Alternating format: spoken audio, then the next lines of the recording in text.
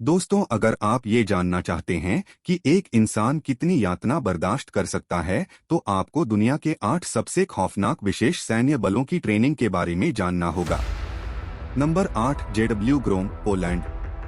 यदि आपको लगता है कि पोलाक्स सुस्त हैं, तो आपने स्पष्ट रूप से जेडब्ल्यू ग्रोम के बारे में नहीं सुना है। पोलिश विशेष सैन्य इकाई पूरी दुनिया में सबसे दुर्जय विशेष बल इकाइयों में से एक है। ये वही हैं जिन्हें अमेरिका तब बुलाता है जब उनका दुश्मन की सीमा के पीछे कोई मिशन होता है जिसे वे बहुत गुप्त और शांत रखना चाहते हैं। जेडब्ल्यू ग्रोम गुप्त संचालन में माहिर है और कई हाई प्रोफाइल घरेलू और अंतर्राष्ट्रीय मिशनों में शामिल रहा है।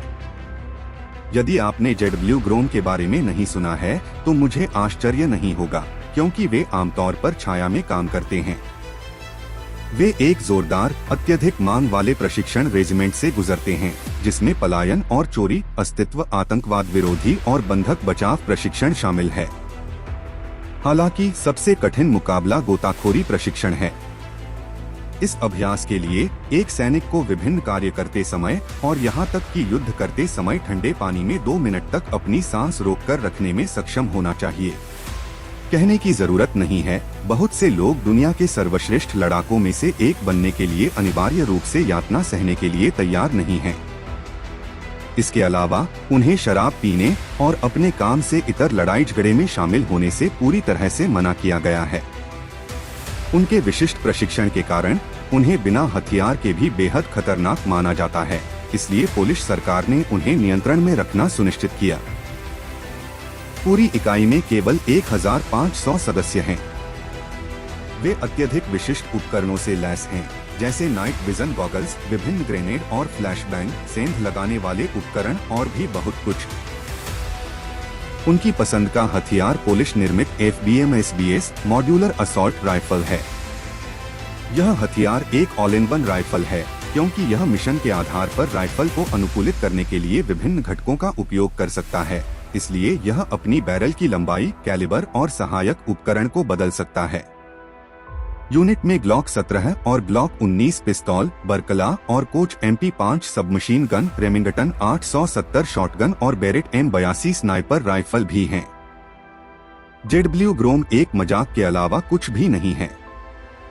वे एक उच्च प्रशिक्षित विशिष्ट सैन्य बल हैं जो घातक और गुप्त दोनों हैं।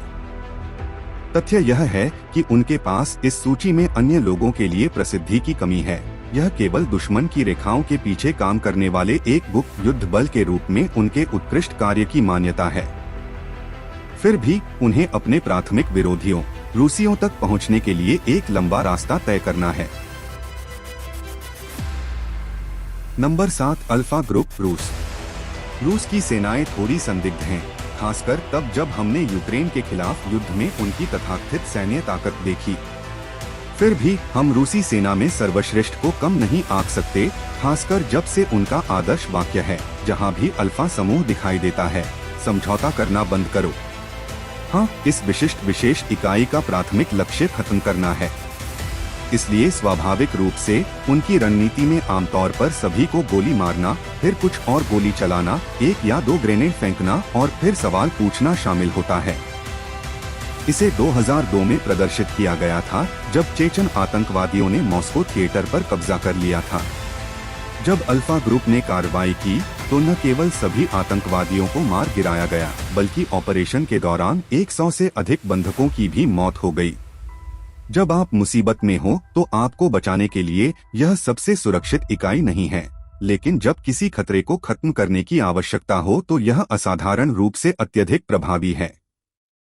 स्वाभाविक रूप से इस सैन्य इकाई का हिस्सा बनना निश्चित रूप से आसान काम नहीं है। उम्मीदवारों को विशिष्ट शारीरिक, मनोवैज्ञानिक और बौद्धिक मानकों को पूरा करना होगा और निशानेबाजी, हाथ से हाथ का मुकाबला और दबाव में निर्णय लेने जैसे क्षेत्रों में असाधारण कौशल का प्रदर्शन करना होगा। उनका एक साफ आपराधिक रिकॉर्ड भी होना चाहिए और व्यापक पृष्ठभूमि जांच से गुजरने के लिए तैयार रहना चाहिए। एक बार चुने जाने के बाद उम्मीदवारों को एक गहन प्रशिक्षण कार्यक्रम से गुजरना पड़ता है, जिसमें निशानेबाजी, टोही, हाथ से हाथ का मुकाबला, विस्फोटक और अन्य विशेष कौशल सहित विषयों की एक विस्तृत श्रृंखला शामिल होती है। प्रशिक्षण को शारीरिक और मानसिक रूप से चुनौतीपूर्ण बनाने के लिए डिजाइन किया गया है। इसके अलावा इसे अल्फा समूह के सदस्यों के रूप में सामना की जाने वाली चरम स्थितियों और उच्च दबाव वाली स्थितियों के लिए उम्मीदवारों को तैयार करने के लिए विकसित किया गया है। भारोत्तोलन, तैराकी, सहन शक्ति, करीबी लड़ाई और अन्य अभ्यास जैसे नियमित प्रशिक्षण के साथ इस विशिष्ट बल के सदस्यों को दर्द सहने, शिकार करने, शून्य से आश्रय बनाने और यहाँ तक कि खुद पर सर्जरी करने जैसे गहन अस्तित्व प्रशिक्षण से गुजरना पड़ता है। यूक्रेन में रूसी सेना के विपरीत अल्फा समूह रूस में उपलब्ध सर्वोत्तम हथियारों से लैस है। स्वाभाविक रूप से उनकी पसंद की असॉल्ट राइफल AK-47 है, जिसके साथ एक PKM मशीन गन और एक ड्रैगुनोव स्नाइपर राइफल है। हालांकि आप निश्चित रूप से अल्फा समूह को अपने स्थान पर धावा बोलते हुए देखकर खुश नहीं होंगे, लेकिन कम से कम आप अनिवार्य रूप से गोली लगने से पहले उन्हें देख लेंगे। इजरायली विशेष बलों के बारे में इससे कहीं अधिक कहा जा सकता है। नंबर 6, सायरेट मटकल। इजराइल यदि दुनिया एक खेल होती तो इजराइल बनना निश्चित रूप से सबसे कठिन स्तर होता। हर तरफ दुश्मनों से घिरा हुआ, बड़े पैमाने पर आंतरिक संघर्ष और गाजा जैसे अपने पिछवाड़े में एक विशाल आतंकवादी प्रजनन भूमि के साथ इजराइल निश्चित रूप से सैनिक बनने के लिए सबसे अच्छी जगह नहीं है। स्वाभाविक रूप से मध्य पूर्वी राज्य ने सायरेट मटकल के साथ क्षेत्र की चुनौतियों का जवाब दिया है। बाहरी खतरों से इजराइल के अस्तित्व को सुनिश्चित करने के लिए 1949 में विशिष्ट विशेष सैन्य बल की स्थापना की गई थी। वर्षों से यह उच्च प्रशिक्षित इकाई लगभग सभी हाई प्रोफाइल ऑपरेशनों में शामिल रही है। इजराइल रक्षा बल IDF, इनने इजरायली बंधकों को छुड़ाने के लिए युगांडा के एंटेबे हवाई अड्डे पर 1976 का प्रसिद्ध छापा, 1988 में ट्यूनीशिया में अबू जिहाद की हत्या और 2006 में सीरियाई परमाणु रिएक्टर को नष्ट करने का ऑपरेशन शामिल है। जैसा कि आप कल्पना कर सकते हैं, सायरेट मटकल गड़बड़ करने के लिए सबसे अच्छा समूह नहीं है।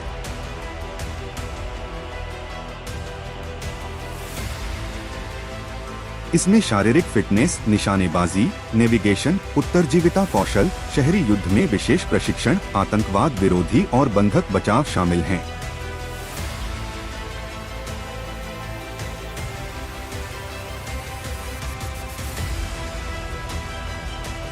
हालांकि सबसे कठिन प्रशिक्षण जानकारी को छुपाने का अभ्यास है।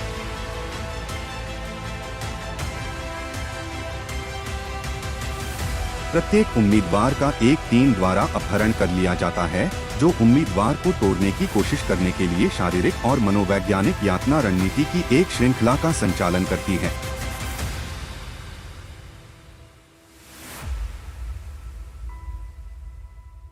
जो लोग इसमें प्रवेश करने में सफल होते हैं, वे कठोर, घातक और फौलादी नसों वाले होते हैं।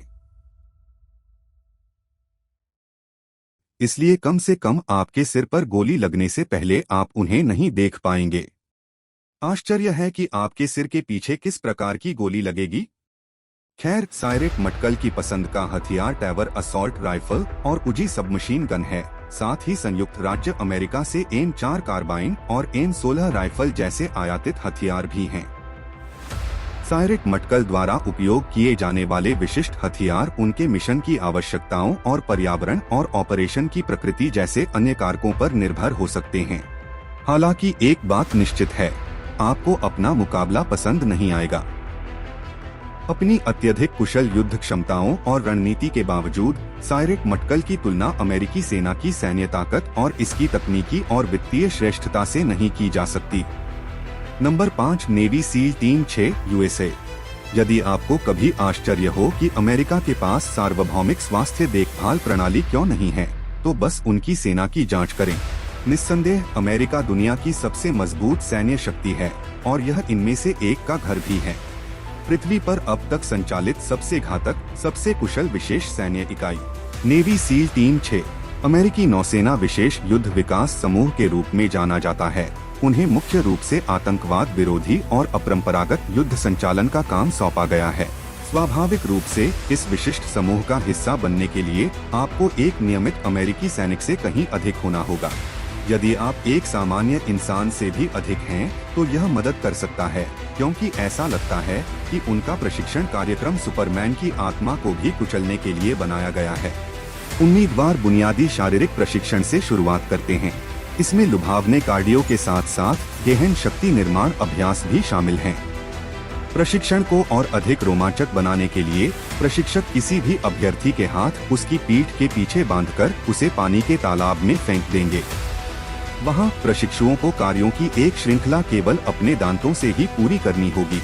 इसके अलावा उन्हें सिखाया जाएगा कि बीच में सांस लेने का मौका दिए बिना पानी के भीतर कई गांठें कैसे बांधें और खोलें। यदि यह आपके लिए पर्याप्त क्रूर नहीं है, तो 4 सप्ताह तक प्रतीक्षा करें। यह वह समय है जब उम्मीदवार नर्क सप्ताह में प्रवेश करते हैं। ये बिना रुके प्रशिक्षण के 5 दिन और रातें हैं और पूरी अवधि में केवल 4 घंटे की नींद होती है। थका देने वाले प्रशिक्षण के साथ साथ भर्तीकर्ताओं को अपनी नींद की कमी से जूझना पड़ता है और अपने सिर पर नाव लेकर दौड़ना, मोटी मिट्टी में रेंगना और 300 पाउंड के लट्ठे उठाना जैसे व्यायाम सहने पड़ते हैं। यदि यह पर्याप्त मनोरंजक नहीं है, तो उन्हें सर्फिंग का मौका भी मिलेगा। ओह रुको, वे वास्तव में सर्फ यातना से गुजरते हैं।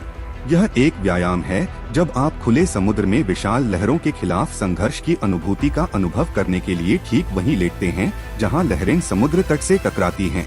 आश्चर्य की बात नहीं है कि सप्ताह 4 के बाद लगभग 80% उम्मीदवार बाहर हो जाते हैं और ऐसा लगता है कि उन्होंने सही विकल्प चुना है, क्योंकि उसके बाद भर्ती करने वालों को यातना, जीवित रहने और यहाँ तक कि बर्फ ठंडे पानी में भीगने जैसे बहुत कठोर अभ्यासों से गुजरना होगा। प्रशिक्षण के अंत में रंगरूटों को अलास्का ले जाया जाता है, जहां उन्हें बर्फ से ढके पानी में 8 मिनट बिताने होते हैं। हाइपोथर्मिया शुरू होने से लगभग 1 मिनट पहले, उनका एक अंक होने से लगभग 2 मिनट पहले और मरने से लगभग 4 मिनट पहले। यह जानते हुए भी यह आश्चर्य की बात नहीं है कि ऑपरेशन के मुकाबले प्रशिक्षण के दौरान हर साल अधिक सील मरते हैं।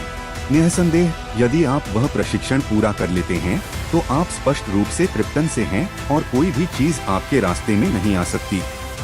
तो यह विशेष इकाई M4 एक कार्बाइन HK416S और सिग सॉयर P226 पिस्तौल का उपयोग क्यों करती है, यह वास्तव में एक रहस्य है। मजाक को छोड़ दें, SEAL टीम 6 का उपयोग अक्सर महत्वपूर्ण आतंकवाद विरोधी स्थितियों के लिए किया जाता है, जहां कार्रवाई तेजी से और घातक रूप से की जानी चाहिए। SEAL टीम 6 के कुछ सबसे प्रसिद्ध ऑपरेशनों में 2011 में पाकिस्तान के एबटाबाद में ओसामा बिन लादेन के परिसर पर छापा मारना और 2009 में सोमाली समुद्री डाकुओं से कैप्टन रिचर्ड फिलिप्स को छुड़ाना शामिल है। क्या आप कल्पना कर सकते हैं कि ये महामानव यहाँ भी नहीं हैं? सबसे दुर्जय में से शीर्ष 3। पूरी दुनिया में विशेष बल। दुर्भाग्य से न तो फ्रॉगमैन कोर है और वे नेवी सील टीम 6 को एक नियमित किसान सेना की तरह बनाते हैं। Number 4 frogman corps, Denmark. यदि आप सोचते हैं कि वाइकिंग्स बहुत पहले ही खत्म हो चुके हैं, तो जाहिर तौर पर आपने फ्रॉगमैन कॉर्प्स के बारे में नहीं सुना होगा। इस डेनिश विशेष सैन्य बल में केवल 150 उच्च प्रशिक्षित कर्मी हैं, लेकिन हे बालक, क्या वे अपने पूर्वजों को गौरवान्वित महसूस कराते हैं? यदि वल्लाह में कोई VIP लाउंज है, तो यह संभवतः इन लोगों के लिए आरक्षित है। यह इकाई टोही, तोड़फोड़ और आतंकवाद विरोधी सहित समुद्री अभियान चलाने में विशेषज्ञता रखती है। सबसे प्रभावी होने के लिए नौकरी के लिए आवेदन करने के पहले क्षण से ही उन्हें वास्तव में गहन शारीरिक और मानसिक प्रशिक्षण से गुजरना पड़ता है। 6 महीने तक उन्हें ऐसे उपचार के लिए प्रस्तुत किया जाता है जिसे यदि यूरोपीय मानवाधिकार न्यायालय के न्यायाधीश द्वारा देखा जाए, तो निश्चित रूप से उन्हें दिल का दौरा पड़ेगा। उनके प्रशिक्षण में गहन लंबी दूरी की दौड़, मार्चिंग और तैराकी शामिल है। इसके अलावा रंगरूटों को पानी के भीतर अपने गियर पहनने में सक्षम होना चाहिए, जिससे स्वाभाविक रूप से उन्हें लगभग 2 मिनट तक अपनी सांस रोककर रखने के लिए मजबूर होना पड़ेगा। परिणामस्वरूप कुछ उम्मीदवार इस प्रशिक्षण सत्र के दौरान ब्लैकआउट कर जाते हैं। वह सिर्फ 1 सप्ताह है। यह छंटने की प्रक्रिया है और आमतौर पर केवल 10% उम्मीदवार ही आगे बढ़ते हैं। बचे हुए लगभग 20 लोगों के लिए हाइपोथर्मिया प्रतिरोध प्रशिक्षण के साथ मजा जारी है। बर्फ के ठंडे पानी में गंभीर जीवित रहने का प्रशिक्षण और गोताखोरी का प्रशिक्षण। चयनित कुछ लोग बम प्रसार, स्पेक और ब्लैक ऑप्स प्रशिक्षण और अन्य जैसे अधिक जोरदार विशिष्ट अभ्यास जारी रखेंगे। स्वाभाविक रूप से इस विशिष्ट टीम के बारे में अधिकांश जानकारी गुप्त रखी जाती है, फिर भी वे आमतौर पर MP5 सबमशीन गन, सिग सॉयर P226 पिस्तौल और HK416 असॉल्ट राइफल का उपयोग करते हैं। फ्रॉगमैन कोर ने कई अंतर्राष्ट्रीय अभियानों में भाग लिया है, जिसमें अफगानिस्तान में अंतर्राष्ट्रीय सुरक्षा सहायता बल के हिस्से के रूप में कार्य करना और सोमालिया के तट पर समुद्री डकैती विरोधी प्रयासों में योगदान देना शामिल है। नंबर 3 गेगन ट्रांस ग्रुप डी इंटरवेंशन डे ला जेंडरमेरी नेशनल GIGN एक विशेष ऑपरेशन बल है। फ्रेंच जेंडरमेरी के भीतर यूनिट में लगभग 400 उच्च प्रशिक्षित कर्मी शामिल हैं, जो आतंकवाद विरोधी, बंधक बचाव और अन्य उच्च जोखिम वाले अभियानों में विशेषज्ञ हैं।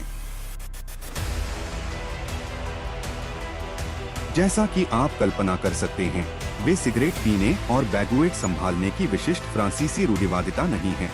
आमतौर पर उनके पास HK416 assault rifle, SIG Sauer P226 पिस्तौल या FRF2 स्नाइपर राइफल होती है।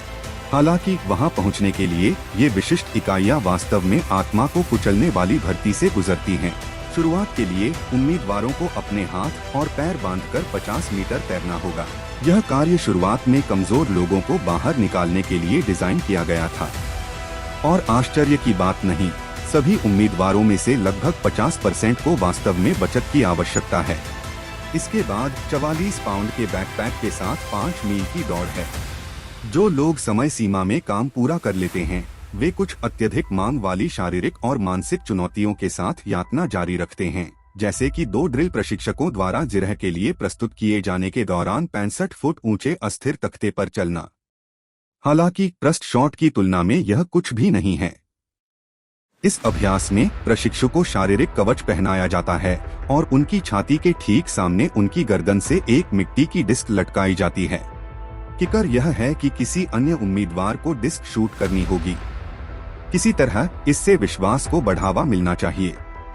हालांकि मुझे यकीन नहीं है कि आप उस आदमी पर कैसे भरोसा कर सकते हैं जो आपकी छाती पर गोली मारता है। बाकी बचे लगभग 90% उम्मीदवार इस चुनौती में भाग लेने से इनकार कर देते हैं। तो जाहिर है गिग्न अपने समूह में शामिल होने के लिए सर्वाधिक पागल लोगों की तलाश कर रहा है। उनके कुछ सबसे प्रसिद्ध अभियानों में 1994 में एयर फ्रांस फ्लाइट 8969 पर यात्रियों को बचाना, 2010 में यमन में फ्रांसीसी बंधकों की वापसी और 2015 चार्ली हेब्दो गोलीबारी के लिए जिम्मेदार आतंकवादियों को पकड़ना शामिल है। इस तरह के पोर्टफोलियो के साथ यह विश्वास करना कठिन है कि इससे भी अधिक खतरनाक विशेष बल हैं। Number 2 delta force USA।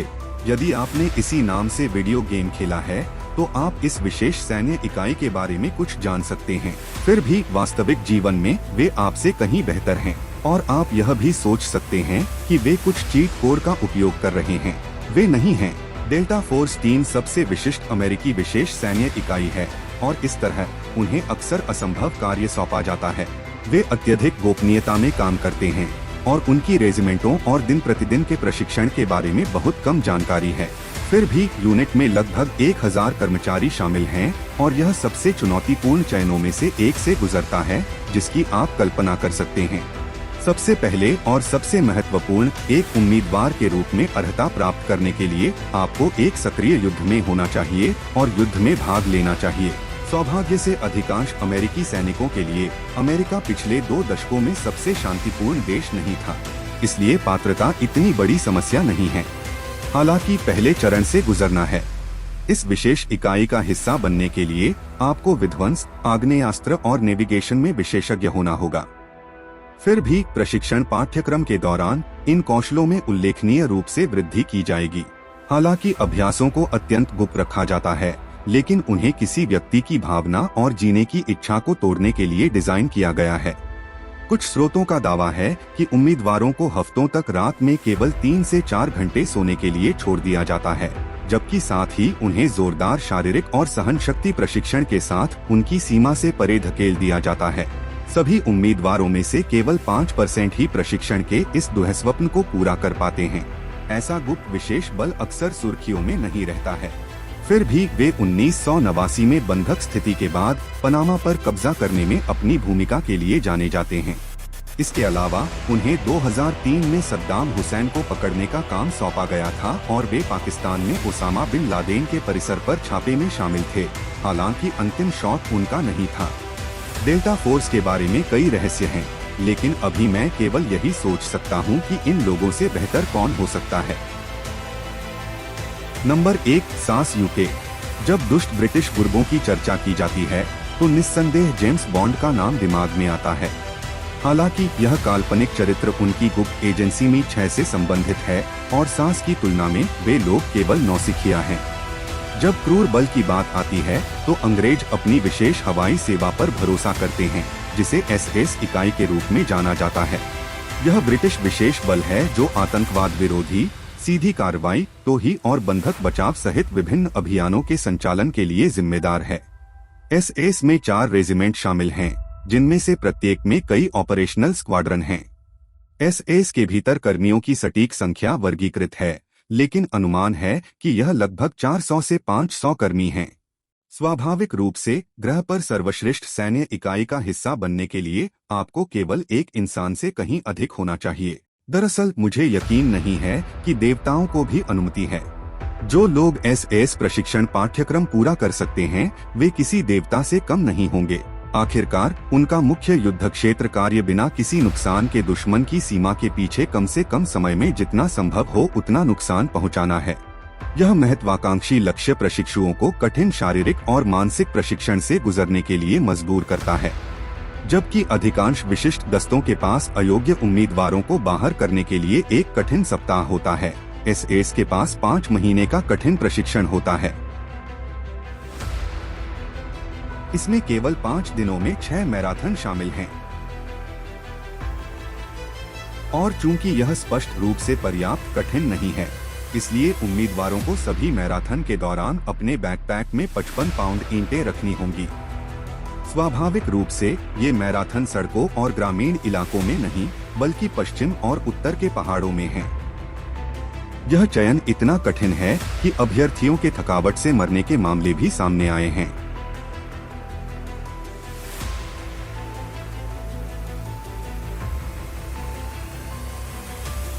यदि वे इस पागलपन भरे पहले चरण से गुजर जाते हैं तो अगला भाग भारतीय जंगलों में होता है, जहां उन्हें कई दिनों तक जीवित रहने के लिए अकेला छोड़ दिया जाता है। स्वाभाविक रूप से लगभग 95% उम्मीदवार वास्तविक प्रशिक्षण शुरू होने से पहले ही चले जाते हैं। प्रशिक्षण स्वयं काफी मानक है। नींद की कमी और हाइपोथर्मिया प्रतिरोध रणनीति, हथियार प्रशिक्षण और निश्चित रूप से हाथ की लड़ाई के साथ। इस दुःस्वप्न नरक से स्नातक होने के लिए आपको एक अंतिम परीक्षा, एक मैनहंट उत्तीर्ण करनी होगी। प्रशिक्षुओं को बस एक कंपास, एक मोटे तौर पर स्केच किया गया नक्शा और उनके कपड़े दिए जाते हैं और जंगल में कहीं छोड़ दिए जाते हैं। उन्हें एक समय सीमा के भीतर एक पूर्व निर्धारित सटीक बिंदु तक पहुंचना होगा, और चूंकि यह बच्चों का खेल है, इसलिए पूरा SS बल उनका शिकार करेगा। स्वाभाविक रूप से कोई भी कभी भी इस कार्य को पूरा करने में कामयाब नहीं हुआ है और प्रशिक्षु हमेशा पकड़े जाते हैं। यह प्रशिक्षण का हिस्सा है क्योंकि उन्हें सभी परीक्षणों में से सबसे कठिन पूछताछ प्रतिरोध से गुजरना पड़ता है। रंगरूटों को सभी प्रकार के मानवाधिकारों के उल्लंघन से गुजरना पड़ता है, जैसे वाटर बोर्डिंग, बिजली के झटके यातना, सफेद शोर यातना और अन्य। उन्हें लगभग 1 सप्ताह तक बिना भोजन के ऐसी परिस्थितियों में रखा जाता है। इस यातना कक्ष में प्रवेश करने वाले सभी लोगों में से केवल 1% ही प्रशिक्षण पूरा कर पाते हैं। अधिकांश भर्ती अभियान नए SS कार्यकर्ताओं के बिना समाप्त हो जाते हैं, क्योंकि सभी उम्मीदवार पूछताछ प्रतिरोध प्रशिक्षण पूरा करने में विफल रहते हैं। ऐसी भर्ती प्रक्रिया के साथ यह कोई आश्चर्य की बात नहीं है कि अधिकांश SS ऑपरेशन यूनिट के साथ 20 से 30 गुना बड़ी सेनाओं को नष्ट कर देते हैं, एक भी ऑपरेटिव को खोए बिना। SS कई हाई प्रोफाइल ऑपरेशनों में शामिल रहा है, जिसमें 1980 में लंदन में ईरानी दूतावास की घेराबंदी, 1991 में खाड़ी युद्ध और अफगानिस्तान में युद्ध शामिल है। ISIS के सबसे प्रसिद्ध ऑपरेशनों में से एक 1980 में ऑपरेशन निमरोद था, जिसमें लंदन में ईरानी दूतावास से बंधकों को छुड़ाना शामिल था।